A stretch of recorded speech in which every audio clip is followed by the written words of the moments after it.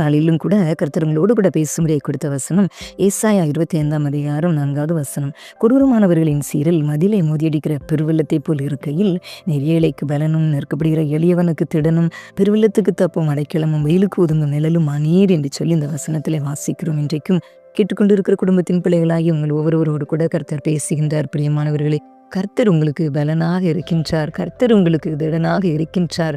நெருக்கப்படுகிற எளியவனுக்கு திடனும் பெருவெள்ளத்துக்கு தப்பும் அடைக்கலமும் வெயிலுக்கு ஒதுங்கும் நிழலுமாய் கர்த்தர் இருக்கின்றார். பிரியமானவர்களே, அதனால பயப்படாதீங்க. கர்த்தரை நம்புகிறவர்களுக்கு கர்த்தர் அடைக்கலமாக இருக்கின்றார். எப்படிப்பட்ட துன்பம் வந்தாலும் கர்த்தர் அவருடைய பிள்ளைகளுக்கு துணையாயிருப்பார், ஆதரவாயிருப்பார், திடனாயிருப்பார், பலனாயிருப்பார், நிழலாயிருப்பார். எப்படிப்பட்ட பொல்லாத மனிதர்கள் ஒருவேளை உங்களுக்கு விரோதமாக எழும்பினாலும் கூட உங்களுக்காக கர்த்தர் யுத்தம் பண்ணுவார், ஜெயம் தருவார். ஒருவேளை நீங்க நினைக்கலாம், எனக்கு ஆதரவில்லையே, எனக்கு யாரும் இல்லையே அப்படின்னு கூட நீங்க நினைக்கலாம். ஆனால் கர்த்தர் உங்களோடு கூட இருக்கிறார். நீங்கள் கர்த்தரை நம்புகிற பிள்ளைகளாய், கர்த்தர் மேல விசுவாசம் உள்ள பிள்ளைகளாய், இயேசு கிறிஸ்துவை சொந்த இரட்சகராக ஏற்றுக்கொள்கிற பிள்ளைகள், ஆனால் உங்களுக்கு விரோதமாக பல பொல்லாத மனிதர்கள், துஷ்ட மனிதர்கள் உங்களுக்கு விரோதமாக எழும்பினாலும், சத்துரு அப்படிப்பட்ட மனிதர்களை தூண்டி உங்களுக்கு விரோதமாக சமாதானத்தை கெடுக்க முடியாது, நிம்மதியை கெடுக்க முடியாது எழும்பினாலும் கூட கர்த்தர் உங்களுக்கு ஆதரவாக இருப்பார். கர்த்தர் பொல்லாத மனிதர்களுடைய திட்டங்களை எல்லாம் அபத்தம் பண்ணி போட்டு உங்களுக்கு ஜெயத்தை தருவார். கர்த்தர் உங்களுக்காக யுத்தம் பண்ணுவார்.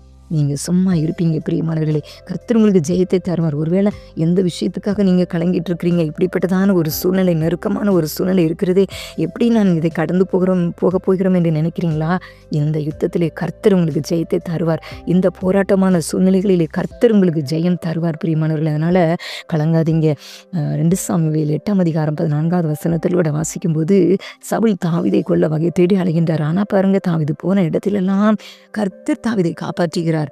ஆண்டவருடைய கரத்துக்குள்ள நீங்க இருக்கும்போது, உன்னதமானவராகிய கர்த்தருடைய நிழலுக்குள்ளாக நீங்க அனுதினம் இருக்கும் பொழுது, அவருக்குள்ளாக நீங்க வாழும் பொழுது, சத்துருக்களின் இஷ்டத்துக்கு கர்த்தர் உங்களை ஒப்பு கொடுக்கவே மாட்டார். அவருடைய நிழலினால, அவருடைய கரத்தினால கர்த்தர் உங்களை மூடி மறைத்து பாதுகாத்து கொள்வார்.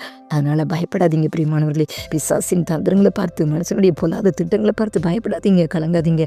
நீங்க கர்த்தரை தேடும் பொழுது அவர் உங்களுக்கு கூடவே இருந்து உங்களை பாதுகாப்பார், உங்களை ஆசீர்வதிப்பார். ஒருவேளை கர்த்தர் உங்களுக்கு அருகாமையில் நிற்கிறதை நீங்கள் ஒருவேளை அதை பார்க்கலன்னா கூட, கர்த்தர் உங்களை அருகாமையில் நிற்கிறத உங்கள் கண்கள் அதை பார்க்கலன்னா கூட, கர்த்தருடைய பிரசன்னத்தை நீங்கள் உணர முடியும். கர்த்தர் உங்களை வழிநடத்துகிறதை உணர முடியும்.